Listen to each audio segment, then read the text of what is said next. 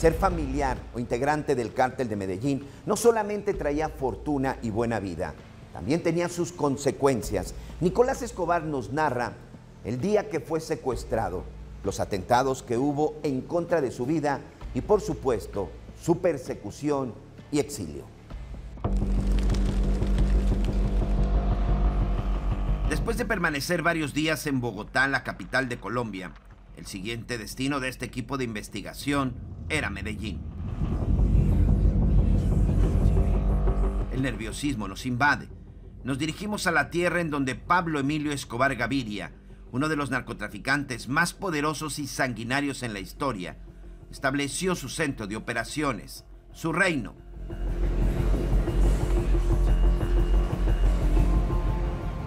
Al llegar a Medellín, la sensación es de calma. A diferencia de los años 80 y 90, hoy es uno de los destinos turísticos más populares de Colombia. La República de Colombia realiza una nueva operación que se llamó la Operación Orión. Nos trasladamos a una de las zonas más exclusivas de la ciudad.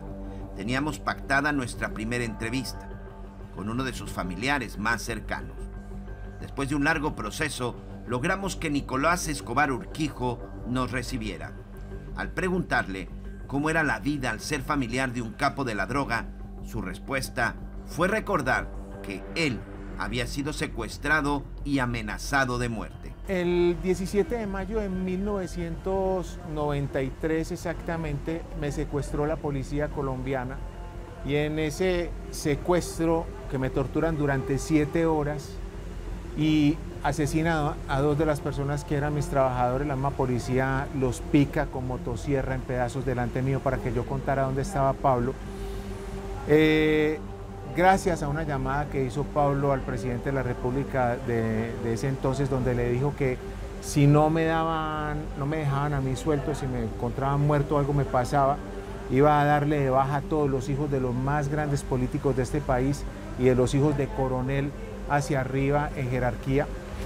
Les dio 4 horas para que me soltaran. Cuando me sueltan, que habían asesinado a mis 2 trabajadores, y yo me comunico con Pablo, recuerdo muy bien incluso el número, 3280-191 y 3280-194, eran los teléfonos de Pablo. Y lo llamo y le digo, yo, tío, me tenían secuestrado. Y me dijo, sí, mijo, le digo, yo me acaban de liberar. Me dice, pero si les di 4 horas y apenas los llamé hace 30 minutos.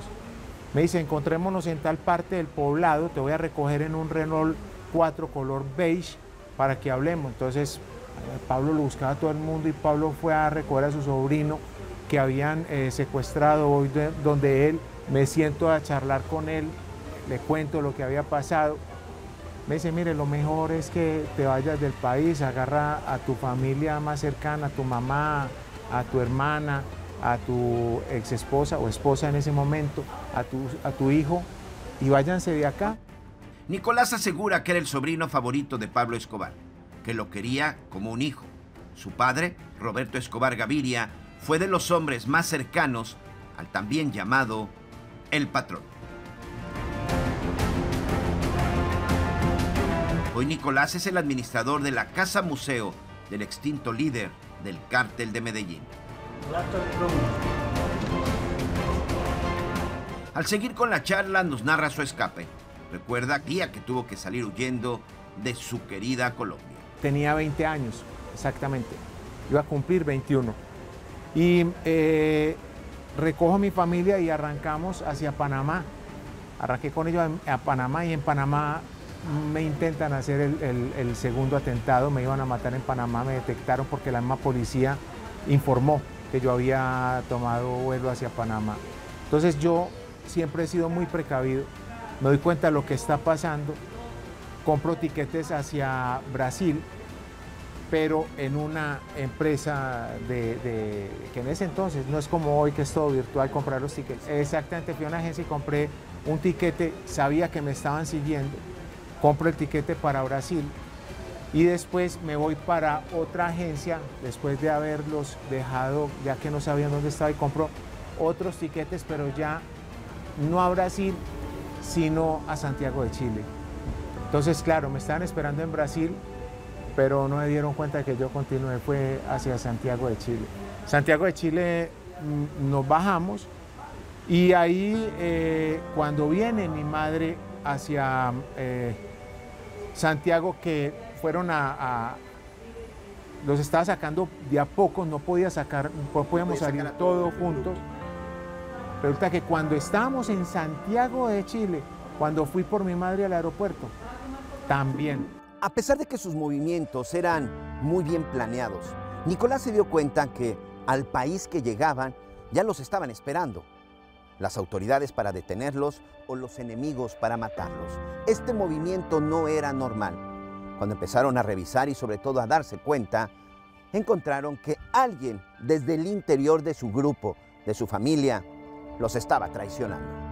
Es una persona, la verdad que no digo el nombre por respeto a la familia, porque sé que la familia es una familia buena, la mamá, el papá y sus hermanos son personas buenas, pero su hijo se vendió por unos cuantos dólares. Entonces de ahí empiezo a moverme por el mundo y nos habían echado de Chile, porque cuando nos iban a matar en esa oportunidad, yo detecto que vienen detrás de nosotros unas camionetas, me meto con carro y todo a la policía de Chile y esto me da la opción de que los que nos iban a matar se vayan, pero la policía ya queda con toda nuestra información y la policía le entrega la información a la DEA y en entregarle la información a la DEA empieza a presionar, o el gobierno norteamericano en el momento empieza a presionar por lógica, claro. Querían capturar a Pablo o matar a Pablo y ahí es donde la cuestión se empieza a colocar peluda para nosotros, dan la orden de expulsión de nosotros de Chile, arrancamos por más de 17 países del mundo bregando a buscar dónde poder vivir y llegamos a España, donde nos ponen 4 tanquetas de guerra, rodean el carro de policía, no nos dejan bajar. El avión continúa hacia Frankfurt y en Frankfurt nos dan la opción de bajarnos a tomar un respiro, pero cuando nos bajamos para hacer cambio de avión que nos iban a devolver otra vez para Santiago de Chile, yo me pongo a hablar con el policía encargado del aeropuerto y le digo que yo sabía que él era mandado por el gobierno norteamericano, también sabía el dolor que existía entre los gringos y los alemanes en ese momento, de todavía la Segunda Guerra Mundial y lo que acontecía porque tenían sus bases aéreas allá. Yo me crié en Europa, entonces conocía como todo eso que pasaba dentro de las mentes de todas estas personas. Y viene el clavo, como se dice, porque yo creo que fue el dolor de haberse sentido este señor. Yo cuando le digo, ustedes son manejados por los norteamericanos y ustedes tienen que expulsarnos a nosotros de acá. Él hace una llamada, agarra los pasaportes, me los entrega en mano y me dice, bienvenido a Alemania. Nos da la opción de ingresar ahí. Estuvimos un mes más o menos, inauguramos un hotel. Recuerdo que llegamos, alquilamos la habitación, éramos los primeros que llegamos a ese hotel. Lo estrenamos, sí. De ahí la familia se sentía incómoda al no comprender alemán. Entonces era un poco incómodo, querían irse a un sitio donde hablaban español, les decía, en este momento es complejo movernos. Entonces Nicolás decide ir a España, pero el viaje lo hizo solo. Sabía que las autoridades y los enemigos del cártel lo querían a él. Entonces, si lograba encontrar la ruta correcta, sin ser detenido o asesinado, su familia no correría peligro al viajar. Antes de salir, les dejó una carta con instrucciones, la cual solo sería abierta si él ya no regresaba o se comunicaba. Las instrucciones eran exacto cómo tenían que hacer cada uno de los puntos de viaje, cuántas personas tenían que irse por cada viaje, quiénes iban a ser los primeros que se iban para yo poderlos recibir.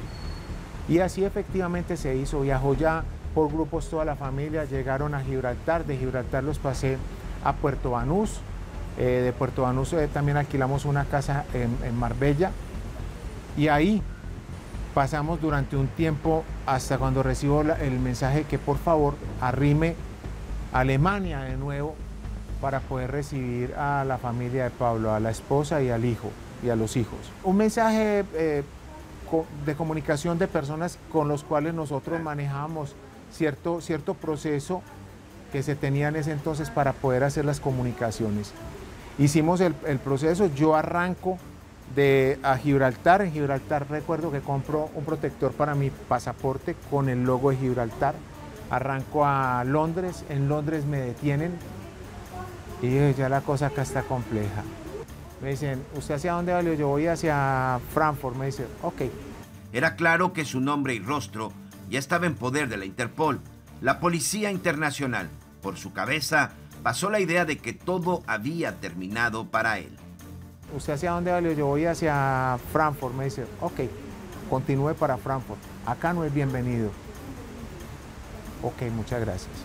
Le dije, ya no voy a poder volver a Gibraltar, donde mi familia, no voy a poder estar en España, pero no importa. Por Pablo hago lo que sea.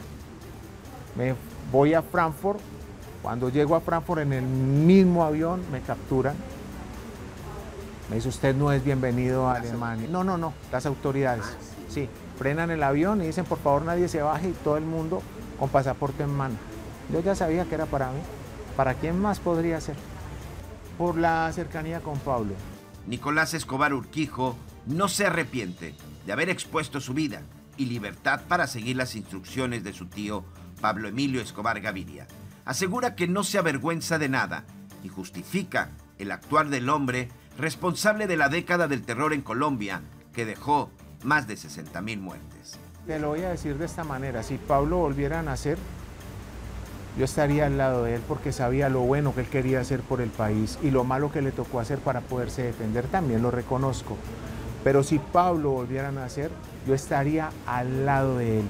Y si me tocara ofrendar mi vida por Pablo, la entregaría sin ningún tipo de tapujo, de forma inmediata. Y cuando te lo digo, mira cómo se me ponen mis vellos, porque lo digo desde mi corazón, lo digo desde adentro. Y me siento orgulloso 100% de ser Escobar. Primero porque soy católico, Dios fue el que me dio esta familia, y cómo voy a negar la familia que Dios me ha puesto para que yo viva al lado de ella, me da la oportunidad de estar en este magnífico mundo donde vivimos hoy en día.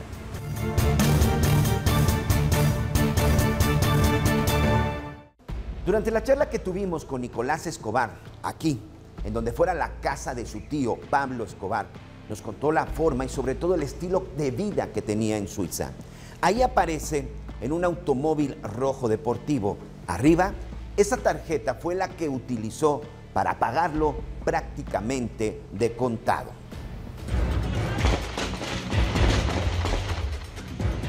¿Existe algo que justifique la violencia y la muerte? ¿Que alguien decida sobre la vida de miles de personas como lo hacía Pablo Escobar Gaviria? Para Nicolás, el sobrino del patrón, sí hay justificación. Llegó un momento que al recordar a su tío lo calificó como un hombre bueno, una especie de Robin Hood moderno. Pablo era una persona que decía: no soy capaz de desayunar más de una vez, almorzar más de una vez, comer más de una vez, manejar más de un carro o manejar más de una moto. Y era una persona que lo que tenía dentro de sus bolsillos lo tenía para compartirlo con las personas más necesitadas. Jamás sus empleados se podían quejar porque les faltara dinero, ni para él ni para todo el resto de su familia. Era una persona que acostumbraba a compartir con el más necesitado.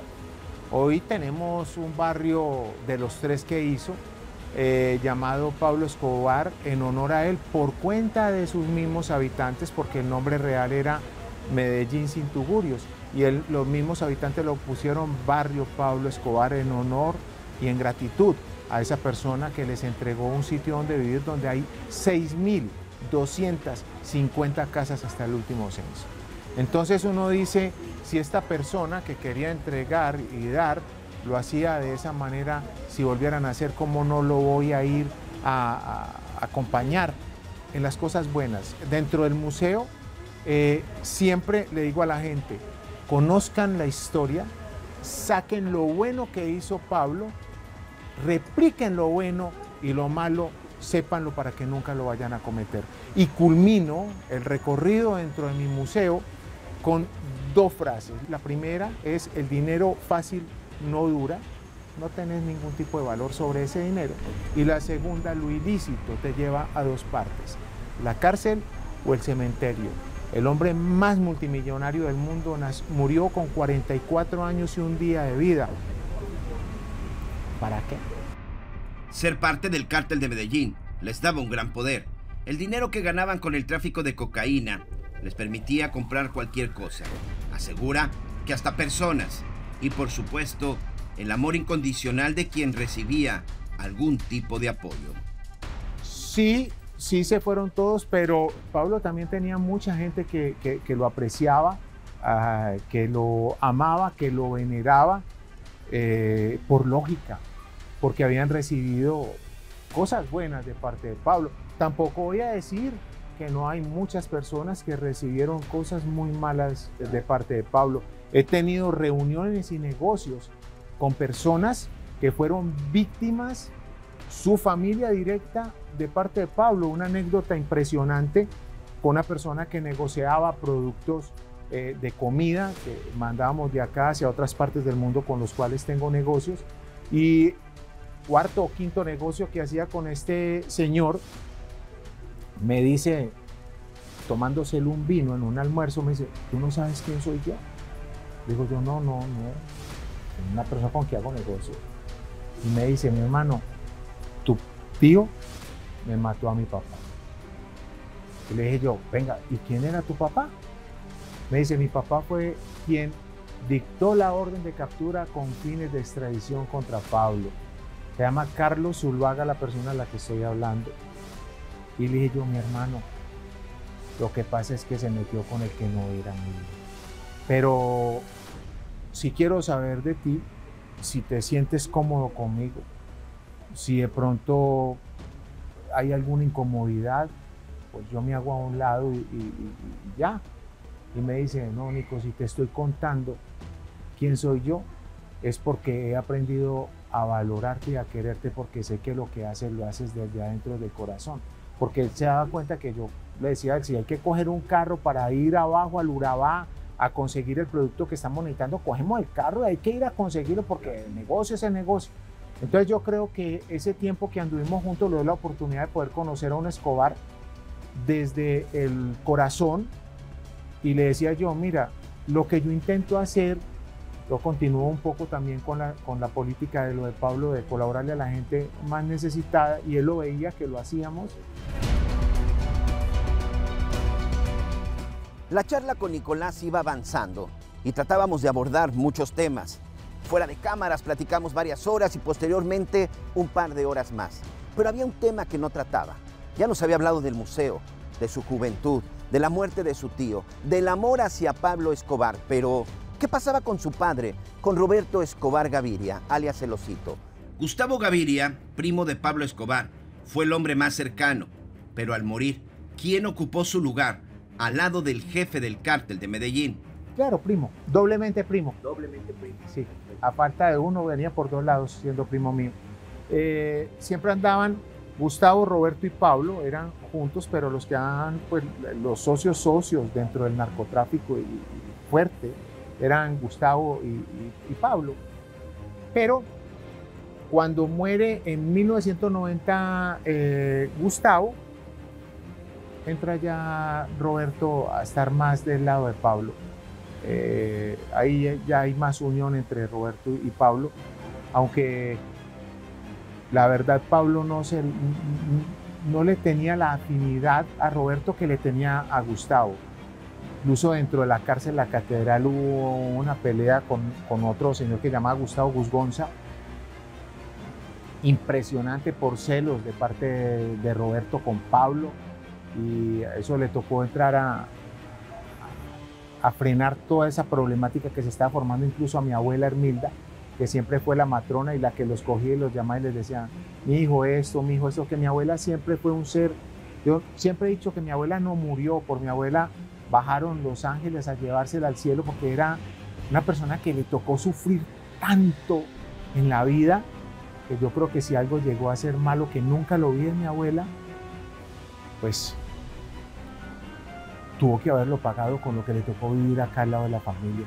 Al cuestionarlo sobre los magnicidios que ordenó su tío en la llamada década del terror, de inmediato reacciona y una vez más nos da su versión sobre los hechos. Por ejemplo, en el caso del candidato presidencial Luis Carlos Galán, asesinado el 18 de agosto de 1989 durante un mitin político. Fuera de conversaciones que he tenido con personas que estuvieron también en el día que muere Pablo. Acá, en este museo, he recibido también, y me siento orgulloso hoy de poder decirlo, a personas que pertenecieron y manejaron el bloque de búsqueda, con los cuales me he sentado, y a ellos sí les he dado un abrazo de reconciliación y de perdón.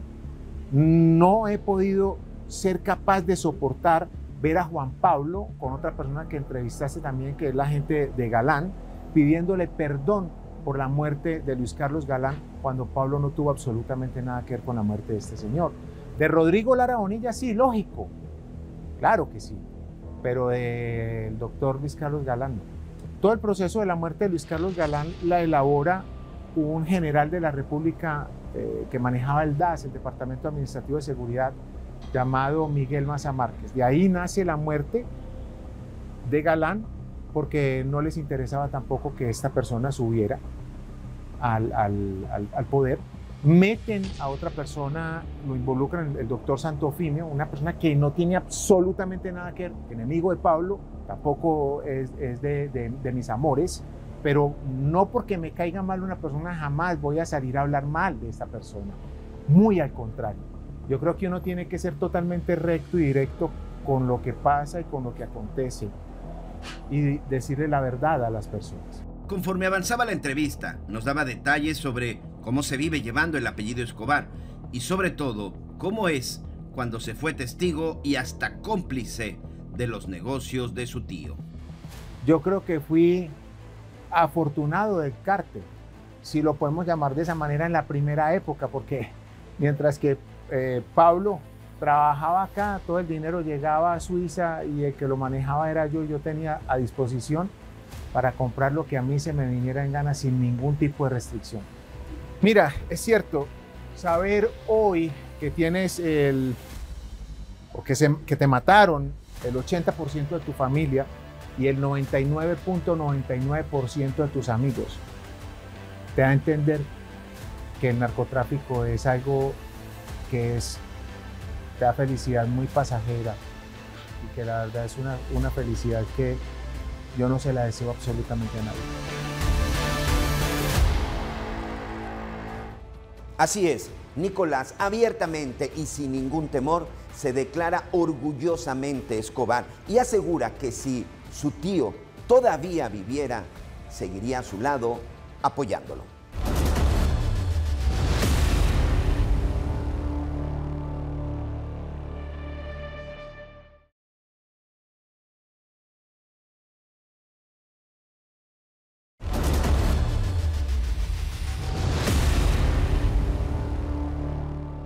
Por lo menos en las últimas 2 décadas, hemos escuchado mucho acerca de la vida y muerte de Pablo Escobar, a través de libros e incluso series de televisión. Juan Pablo, por ejemplo, el primo de Nicolás, ha escrito mucho y él asegura que está avergonzado de lo que hizo su padre. Sin embargo, el hijo de Roberto, Nicolás, nos comentó que esta solo es una farsa porque también cometió varios delitos al lado de su padre.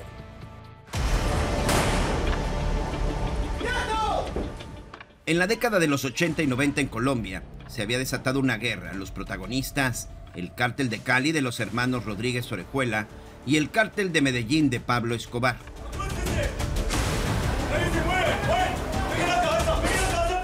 Nicolás recuerda esos días en donde él y su familia vivían en la zozobra y el temor. Los capos de la droga se olvidaron de algunos códigos que se tenían, por ejemplo, el respeto a la familia. Me tocó muy de cerca. 13 de enero de 1988 explota la primera bomba contra el cartel de Medellín en el edificio Mónaco. Y yo creo que ese fue el inicio de la peor estupidez que pudo haber vivido Colombia.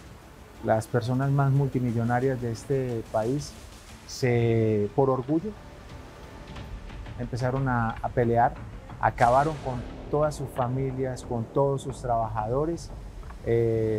Dos de los más grandes muertos del cartel de Cali, don Chepe Santa Cruz, que tuve la oportunidad de recogerlo, prestarle mi ropa con la que me había casado, escoger su ataúd y llevárselo a la gente de Cali y entregárselos a ellos. Chepe muere acribillado acá en Colombia, lo matan. Pacho Herrera, que lo matan dentro de una cárcel también. Nos relata que en más de una ocasión se reunió con los enemigos de su tío y de su padre, los miembros del cártel de Cali. Asegura que intentó poner fin a esa guerra sin sentido y que solo derramó sangre de muchos inocentes en las calles colombianas. A Miguel sí tuve la oportunidad de conocerlo, estuve en muchas oportunidades con él. Y en una oportunidad incluso le dije a Pacho Herrera, le dije yo que las dos personas más tontas que había tenido Colombia era Pablo Escobar y él. Y él me decía, ¿cómo así? Pero se sintió incómodo. Y yo, sí, no lo tome a mal. Lo que le quiero decir es que ustedes hubiesen podido hacer cosas muy, muy bacanas por este país en vez de meterse en una disputa por tonterías que no nos ha llevado sino a dolores nada más. En una reunión de las primeras que tuve con Chepe, Gilberto Miguel y Pacho Herrera en Cali, me recriminaron dos cosas muy fuertemente sobre Roberto Escobar Gaviria. Me dijeron, nunca vamos a perdonarle a tu padre que haya agarrado dos de nuestros trabajadores y nos los haya mandado envueltos en alambre de púa. Eso me lo dijo Chepe Santa Cruz, muy, muy ofendido. Me los haya mandado envueltos en alambre de púa acá a Cali como trofeo de guerra. Y ellos decían, es atroz lo que hizo tu papá con el atentado del avión de Avianca, porque ahí murieron muchas personas que pertenecían a familia de Cali que nada tenían que ver con el narcotráfico. Y eso es imperdonable. ¿Cómo se les ocurre a ustedes? Y les digo, no, en un momento, no es ustedes. Yo no he tomado nunca una decisión de que maten o que pongan una bomba. Eso fue la guerra, fue en lo que ustedes se metieron y que es lo más estúpido del mundo, lo que hicieron. Entonces ese día corroboró, y por eso es que yo digo, díganle a Miguel que él está en la obligación de salir a contar esa historia que conoce al dedal sobre lo que hizo Roberto de Jesús Escobar Gaviria. Sin duda la muerte de Pablo Escobar Gaviria es otro de los casos en donde existen leyendas y varias versiones. Nicolás coincide con su primo Juan Pablo, el hijo del patrón, de que esa tarde, sobre ese tejado, el líder de Medellín se suicidó. Recuerda que su tío siempre decía que en el cargador de su pistola siempre dejaría una bala si se veía copado por las autoridades y que prefería matarse antes de regresar a una prisión. Cuando tú llegabas en cualquier momento a donde Pablo, a una caleta, a ti siempre se te entregaba un arma. Un arma. Sí, y se te decía, tienes 3 proveedores, cada proveedor tiene tantos tiros, recuerda que el último siempre va al oído. Esa era política. Jamás nos dejamos coger vivos. El día que a mí me capturaron, que me agarró la policía, que me secuestró y que me torturó, lo hizo porque me entregó y me delató la persona que estaba conmigo. Pero donde hubiesen llegado, donde yo estaba, me hubiesen tenido que matar y el último tiro me lo hubiese pegado en el oído. Jamás me hubiese dejado agarrar. ¿Seguro? Eso era política, eso estaba impregnado dentro de nuestro ADN del momento, 100%. Por eso, cuando Pablo muere, lo primero que pregunto a la persona que llamo es, ¿dónde están los tiros de Pablo? Y me dice, tiene uno en el estómago, tiene otro en el oído. Ya, no me diga más nada. Eso era lo único que quería escuchar. ¿Tiene uno en el oído? Sí, uno en el oído. Ya. No necesito escuchar más nada. Ese era Pablo. Pablo decía, prefiero una tumba en Colombia a un calabozo dentro de los Estados Unidos. Lo repetía y se lo impregnaba a todos y cada uno de los personajes que trabajaron con él. Nicolás nos comparte que vio el resultado de la necropsia de su tío y que por su cuenta inició una investigación para tener mayor certeza de su muerte. Confirma que tiene las pruebas contundentes para demostrar que se suicidó y que no lo mataron los del llamado bloque de búsqueda. poder salir de la duda del tatuaje del arma con la cual se suicida Pablo. Hay dos opciones de tatuaje. Un tatuaje cuando el arma está cercano, que te quema alrededor, y otro tatuaje que fue el que le quedó a Pablo, que quedó impregnado dentro del hueso del oído derecho y la salida de la bala con destrucción prácticamente total del cráneo en el mismo oído izquierdo. La charla debe llegar a su fin. Nicolás Escobar Urquijo debe atender a los visitantes del Museo de Pablo Escobar. Miles de turistas llegan cada año a Medellín para conocer parte de la vida del capo. Pero antes nos regala una reflexión. El narcotráfico desde el nacimiento hasta el final no deja sino muerte, una secuela de muerte. El que cultiva porque le intentan robar, el que tiene la pasta de coca porque la tiene que vender, el que fabrica la pasta de coca y la transforma ya en cocaína porque entregan el kilo de cocaína y esa cocaína arranca hacia otras partes. Ahí hay una secuela de muertes impresionante. Cuando llega al otro país porque te roban la droga, entonces también hay muertos.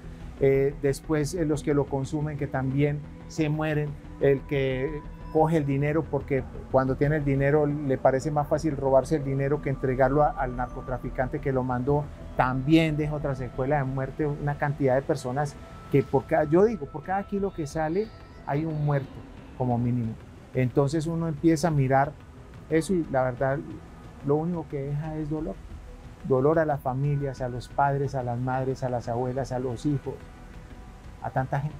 Nicolás Escobar en este momento se dedica a hacer empresa, se dedica a traer gente y a mostrarles la historia diferente de lo que ellos piensan que es Pablo Escobar Gaviria. Se dedica a traer niños de las comunas de alrededor de Medellín para enseñarles que lo que les muestran las películas de Hollywood son solamente eso, películas, que no vayan a creer que lo que les muestran es real.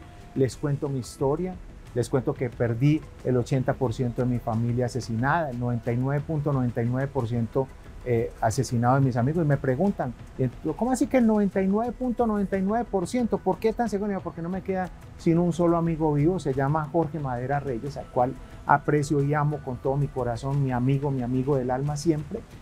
Y les digo, no es eso lo que yo quisiera que ustedes como niños hicieran, más bien dedíquense a estudiar para que ese dinero que ustedes ganan le vean el valor y lo puedan apreciar. Y les culmino con las frases que ya te dije, que ya las conoces, pero la verdad que me siento plenamente orgulloso de ser hoy lo que soy, de lo que hago, de tener las nietas que tengo, de tener los hijos que tengo y de vivir con la esposa que Dios me ha entregado, con la cual llevo 21 años y que me siento 100% pleno, feliz y orgulloso. Hoy Nicolás está al frente del museo. También ofrecen algunos recorridos por Medellín, en donde llevan a los turistas a los lugares donde se escribió parte de la historia de sangre en Colombia. Nicolás Escobar está listo y dispuesto a demostrar y comprobar todas las acusaciones en contra de su padre Roberto y también en contra de aquellos que aseguran han lucrado y mentido sobre la vida de su tío Pablo Escobar.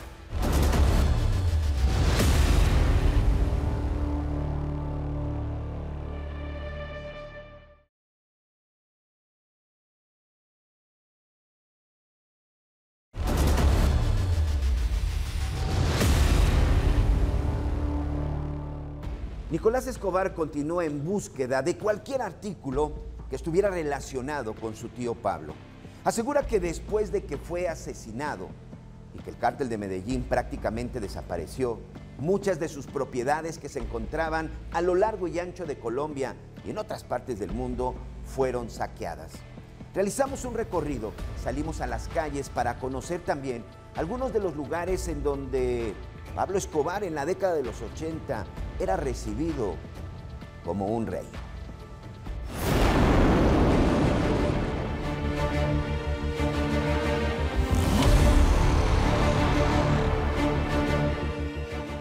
Muy buenos días. Mi nombre es Caleb, me pueden llamar el cubano, bienvenidos a Medellín. Y en estos momentos les vamos a enseñar parte de la historia que todavía queda viva en Medellín sobre el mayor narcotraficante que ha habido en la historia, don Pablo Escobar Gaviria. Yo tengo la dicha de trabajar pues con la familia hace ya casi 9 años.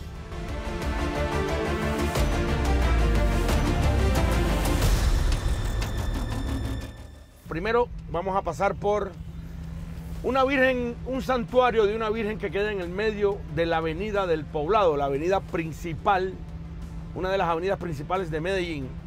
El santuario se llama Santuario de la Rosa Mística, pero en los años 80 el concepto de la Rosa Mística cambió. ¿Por qué? Porque los sicarios de Pablo cogieron como costumbre ir a rezar antes de matar.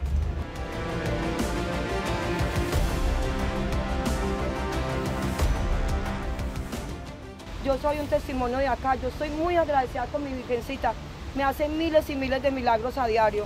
Yo llegué aquí triste, abandonada por la sociedad, por mi esposo, con mis hijos aguantando hambre y aquí todo me lo dio ella, todo me lo da, nunca volví a pasar hambre ni necesidades, ni tristezas, ella me fortalece a mí y por eso yo entrego esa fortaleza a todos los que vienen aquí llorando.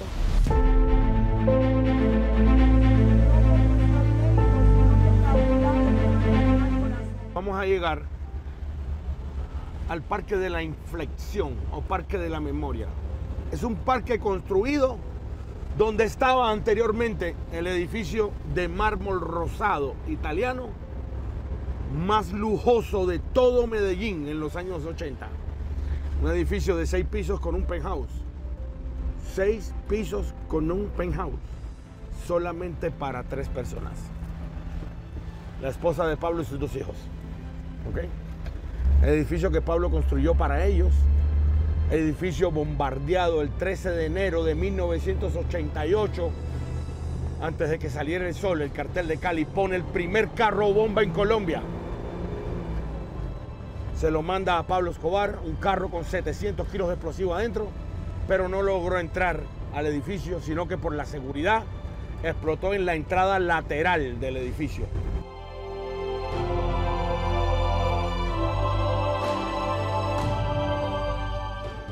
Bienvenidos al lugar donde quedaba el edificio Mónaco. ¿Ven este terreno acá en L? Todo esto era el edificio Mónaco. Es más, estamos actualmente en lo que era la entrada principal del edificio Mónaco. Aquí en este cuadrado de hierba quedaba la casa del guardia de seguridad, pero diagonal. ¿Por qué diagonal? Porque al estar diagonal y tener un espejo adelante, como esto es una vía, solo hacia allá, y el carro no podía venir hacia acá. Entonces tenía una vista a 30 metros de todo lo que venía.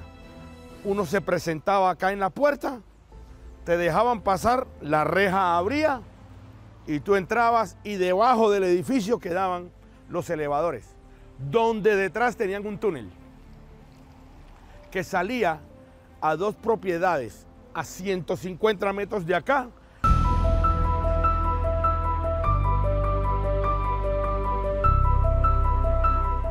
La noche anterior vieron a Pablo entrar, por eso fue que dieron la orden.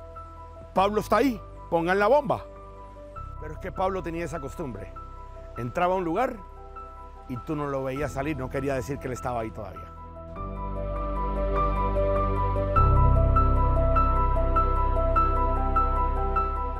Despertaron a un león dormido. Pablo se entera. Posteriormente, todas las farmacias Drogas La Rebaja en Colombia pertenecían al cartel de Cali. Esa fue su venganza.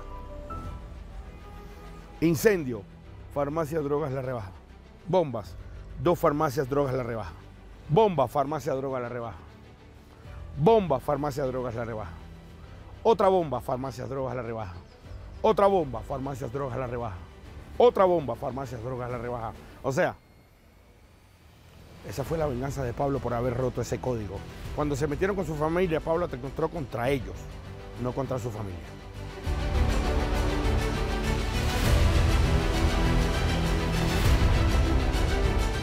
Estamos ahora mismo frente a la Casa de la Tortura, una de las propiedades dentro de la mansión Montecassino que pertenecían a los hermanos Castaño, Fidel y Carlos, que eran parte de los Pepes.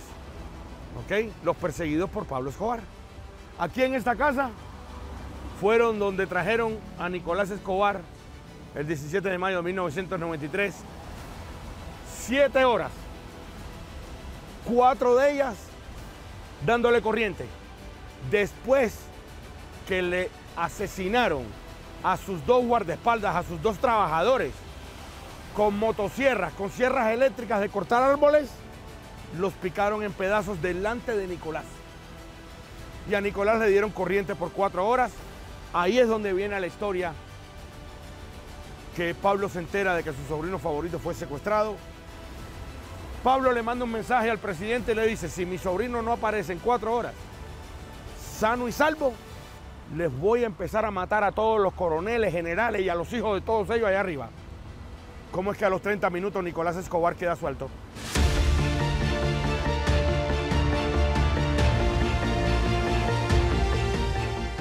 Vamos a pasar por varios de los lugares que Pablo Escobar construyó para el pueblo colombiano, más que todo para su barrio en Envigado, el barrio La Paz. Construyó para el pueblo canchas de fútbol, canchas de patinaje sobre ruedas y también un ejemplo de una de las canchas de fútbol que Pablo le puso las luces eléctricas para que las personas pudieran jugar fútbol de noche y dirigieran su vida hacia el deporte y no hacia las drogas.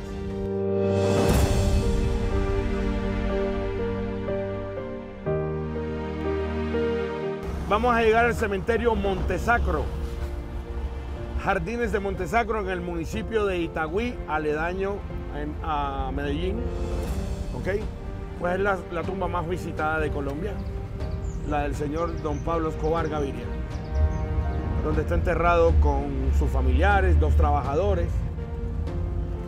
También vamos a ver la tumba de Gustavo de Jesús Gaviria Rivero, su primo favorito, contador del cartel de Medellín. Y vamos a empezar visitando la tumba de la famosa viuda negra, Griselda Blanco de Trujillo.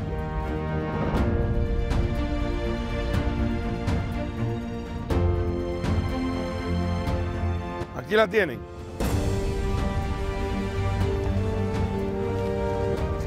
Nacida en la ciudad de Cartagena, criada en el barrio Antioquia y llegó a ser la narcotraficante colombiana, la vendedora de cocaína colombiana en Miami, que vendía mucha cantidad de droga, la que le recibía las primeras cargas de toneladas de coca a Pablo Escobar.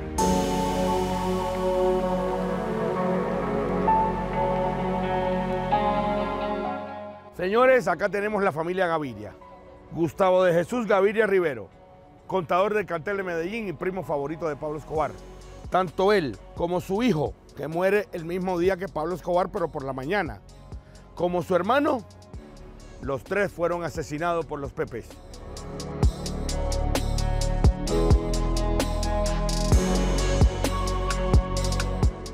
Señores, aquí tenemos el monumento que se hizo en el cementerio Montesacro a Pablo Escobar y su familia. Acá tenemos a Pablo Emilio Escobar Gaviria enterrado. Al lado está doña Hermilda, su madre. Álvaro de Jesús Agudelo, alias Limón, el que murió junto con Pablo Escobar, que fue conductor de la familia por mucho tiempo y conductor de Pablo en los últimos días. Y Abel de Jesús, el papá. Quiero presentar acá a Federico. Federico es un señor que desde que muere Pablo y fue parte de las personas cuando enterraron a Pablo, desde ese momento trabaja acá, mantiene todo esto limpio todos los días. Aquí hago mantenimiento, lo que me regala el turista, y hago mantenimiento todos los días, porque ya no trabajo con la familia, sino que la familia sí me ayuda. De vez en cuando vienen me dan platica. Lo mismo hacía Popeye también, me daba platica para que le mantenga esto bien organizado al patrón.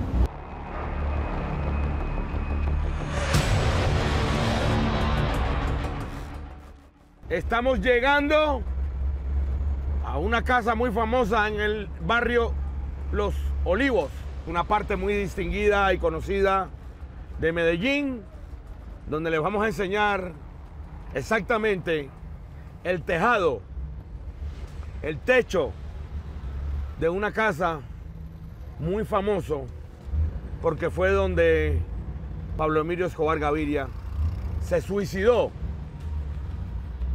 antes de ser apresado, antes de ser cogido por la justicia, decidió quitarse la vida. Aunque hay muchas versiones, pues tenemos prueba de lo que ocurrió, ya que en el año 2006, cuando la madre de Pablo Escobar, la señora doña Hermilda, muere, su sobrino, el sobrino favorito de Pablo, Nicolás Escobar, nieto de doña Hermilda, antes de enterrar a su abuela, saca y le hace la exhumación al cuerpo de Pablo, le saca unos dientes, hace ADN para acabar con ese mito de que Pablo seguía vivo, y además se le hizo la prueba de la pólvora al cráneo y salió la mancha del cráneo que tenía. Solamente hay un tatuaje en el hueco donde está en el cráneo, que el disparo se hizo pegado a la oreja, que no fue desde lejos, sino que fue de cerca. Además, él siempre lo decía, prefiero una tumba en Colombia que una prisión en los Estados Unidos.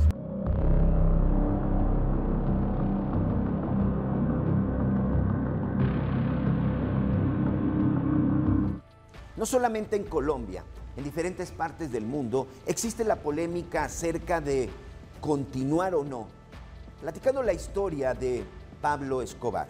Algunas autoridades y expertos aseguran que de esta manera se trata de glorificar a un delincuente, pero hay quienes aseguran que es muy importante conocer la historia y sobre todo no olvidarla para no cometer los mismos errores en el presente.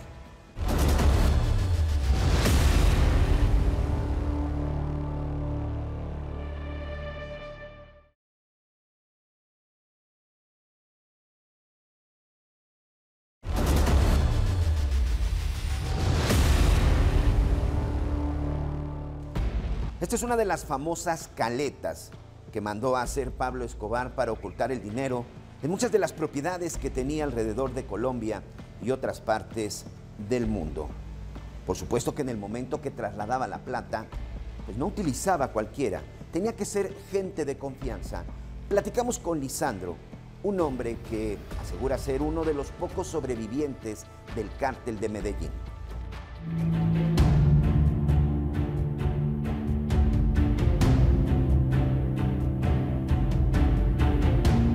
La organización encabezada por Pablo Escobar en Medellín funcionaba como una empresa familiar. La mayoría de sus hermanos, primos, tíos, sobrinos trabajaban en el cártel que sembró terror en Colombia en la década de los 80. En su mejor momento, alrededor de 1.500 personas trabajaron en el grupo criminal. Las posiciones eran muchas. Tenía en sus filas profesionistas como médicos y arquitectos, hasta obreros y campesinos. Pero sin duda, los hombres y mujeres que eran lo más importante para el cártel eran los sicarios, los hombres de seguridad, dispuestos a morir por el patrón y su familia. Lizardo, hoy un hombre de más de 70 años, formó parte de ese círculo de seguridad de la familia Escobar Gaviria. La misión mía era la protección de la señora Ligia Urquijo y de Nicolás Escobar y de una hermana que él tiene que se llama Laura. Esa era la misión mía, la protección de ellos.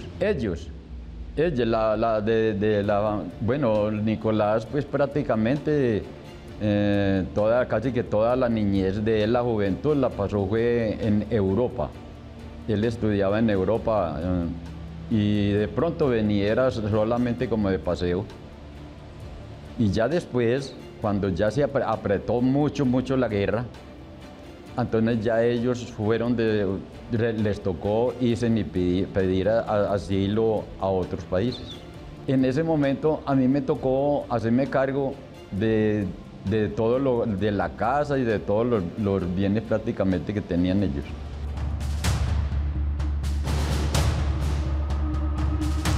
Después de varios intentos, logramos convencerlo de sentarse a platicar con nosotros. Hoy ayuda a Nicolás en el Museo de Pablo Escobar. No le gusta hablar del pasado y mucho menos dar detalles sobre su antiguo trabajo. Comenzó recordando el día que llegó con la familia Escobar Urquijo de Jardinero. Yo soy una persona muy pobre y trabajadora. Y entonces pasaba por aquí una vez y me dijo una señora de que si le hacía el favor y le arreglaba estos paraditos. Y entonces yo le dije que claro que sí, que con mucho gusto, que eso era prácticamente, eso era lo que yo sabía hacer. Por ahí arreglar jardines y esas clases de cosas. Entonces ya ella me puso aquí a hacer esto y ya me fue cogiendo un poquito de confianza. Y cuando ya ellos se fueron a ir para Europa, entonces ella me dijo que si yo le podía cuidar la casa. Pero yo nunca sabía siquiera que ellos eran de la familia de los Escobares. Yo nunca sabía nada.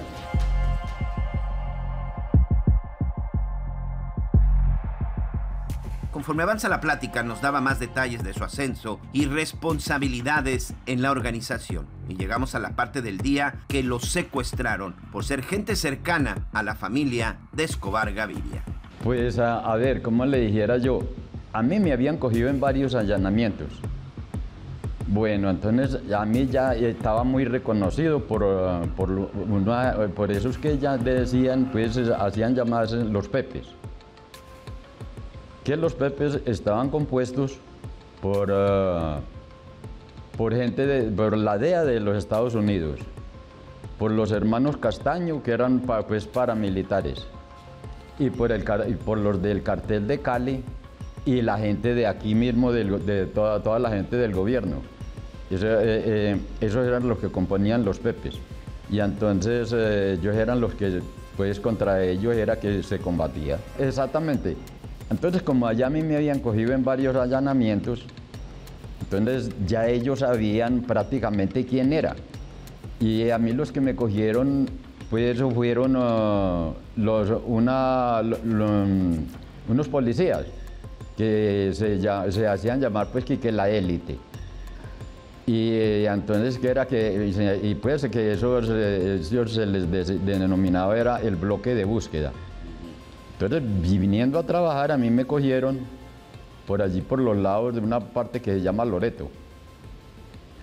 Cuando yo menos acordé fue que me paró una camioneta. Y entonces de una vez ahí me tiraron al volco. Y ya me cogieron y me amarraron de las manos por detrás y los pies. Y me taparon la boca. Y me vendaron pues prácticamente. Y entonces ya ellos empezaron a preguntarme, era que a dónde se escondía Pablo y a dónde se escondía el arete.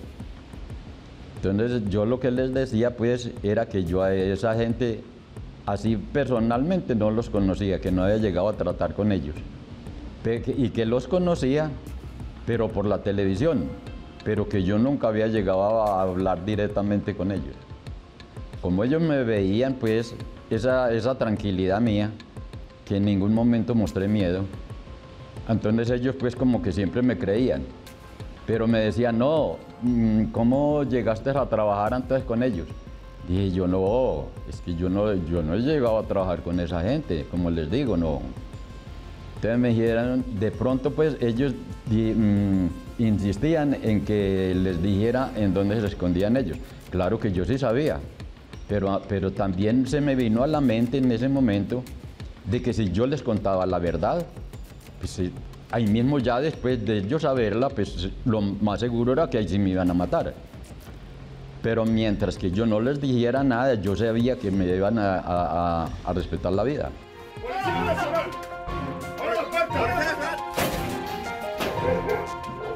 El secuestro de Lizardo fue días después de que Pablo Escobar se había fugado de la prisión. La catedral, las autoridades colombianas, de Estados Unidos y los enemigos del capo llamado los Pepes estaban detrás de él. Sí, ya él se había jugado en la catedral. Entonces ellos como que sí averiguaron pues prácticamente quiénes eran los que habían cogido en ese allanamiento. Y entonces vieron que mi nombre no aparecía ahí. Entonces ellos siguieron, pero sin decirme a mí nada. Cuando ya volteó, yo vi que íbamos, pero no sé para dónde. De pronto ellos me llegaron y me soltaron el vendaje que me tenían en la cara.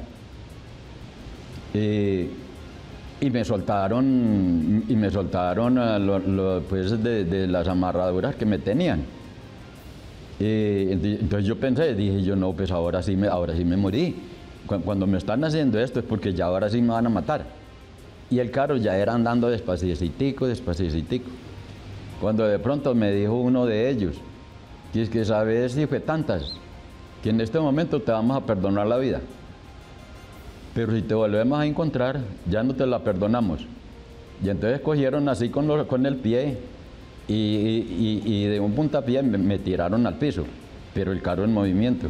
Conforme avanzaba la charla, nos dábamos cuenta que Lizardo se mostraba renuente. Había muchas preguntas que simple y sencillamente rechazaba y no contestaba. Nos contó de un segundo secuestro que sufrió, en donde otra vez lo amarraron y torturaron durante varios días, hasta que finalmente una llamada que le hizo a un alto funcionario de la Fiscalía colombiana le salvó la vida. La pregunta era obligada, no sabíamos qué nos iba a responder.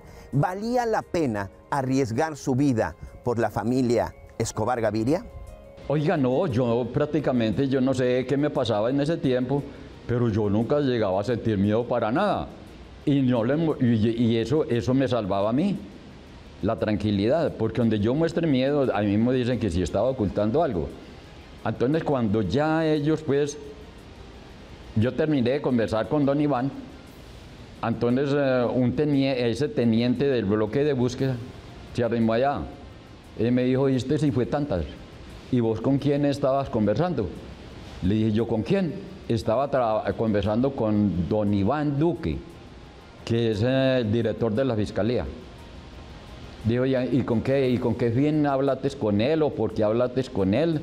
Dije yo, para decirle que ustedes aquí me tenían, para que él esté enterado, que ustedes aquí me tienen escondido.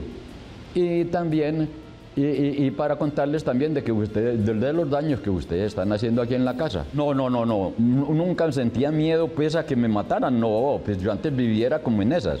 Todos los días encontraba a mis compañeros muertos y todo, y yo sabía que en cualquier momento a mí también me iba a llegar el turno, sino porque quería demasiado a esta gente, y que esto era, a mí me habían encargado protegerlos. En ese tiempo ya el señor Roberto se encontraba en la cárcel de Itagüí, en la cárcel de máxima seguridad de Itagüí. Y entonces a mí me dejaron encargado pues de lo que ellos tenían. Asegura que llevaba una doble vida. Su familia, vecinos y gente cercana siempre pensaron que trabajaba en una finca solo dejar dinero. Nunca se imaginaron que era parte del ejército de sicarios del cártel de Medellín. En mi casa nunca sabían siquiera cuál era el trabajo mío, porque yo tengo esposa y hijos, y ellos nunca se dieron cuenta que era mi trabajo, o con quién trabajaban, ni nada de esas cosas. Entonces yo salía de la casa y decía, pues si puedo venir esta tarde, vengo. Yo decía, no, estén tranquilos, que fue que algo me pasó, porque era que uno salía de la casa, pero nunca creía que volvía, porque la guerra era muy, muy fuerte. Eso por donde quiera que uno volteaba no eran sino bombas y muertos.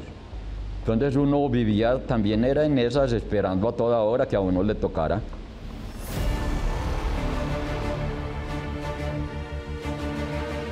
Ante las preguntas de cuál fue su primer asesinato, en qué ejecuciones o atentados participó, o si hay algo de lo que se pueda arrepentir, no tuvimos respuesta. Lizardo se mantuvo firme en aclarar que todo lo que hizo fue por lealtad y por defenderse. No, señor. Yo de nada de lo que vivimos de lo que me tocó vivir en esa vida me arrepiento. Inclusive ya porque tengo mucha edad, pero si me tocara volver a hacerlo, con mucho gusto lo haría, porque estimo mucho a Nicolás. Pues estaba tan dispuesto, pues que todo lo que me tocó fue por ellos, y con ellos estoy. Ya ya con la edad que tengo, pues yo ya es como más difícil, sería más difícil las cosas que en ese tiempo. Pero si me tocara, pues si yo a él lo llegara a ver en algún peligro, seguramente que todavía bregaba por hacer algo. Sí, había que sacar el arma, sí, yo me mantenía, también era bien armado, porque en ese tiempo la guerra pues era demasiado dura, y con una gente muy poderosa como eran los del cartel de Cali. Nunca me preocupó, no señor, jamás me preocupó nada y siempre me levantaba con los mismos ánimos y ahí así diario y esperando pues que sucediera lo que fuera. Pero no, yo en ese tiempo era prácticamente como un animal, porque yo no pensaba siquiera en la muerte. Hoy sigue viviendo con su familia en Medellín. Sabe que a mucha gente le hizo daño y que seguramente tiene varios enemigos que les gustaría verlo muerto, pero es claro y contundente. No se arrepiente de nada.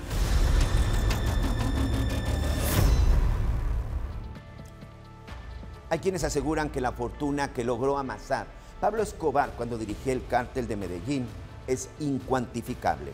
Muchas propiedades fueron aseguradas y destruidas. El gobierno colombiano está decidido a tratar de borrar de manera definitiva esa historia negra que se vivió en este bello país.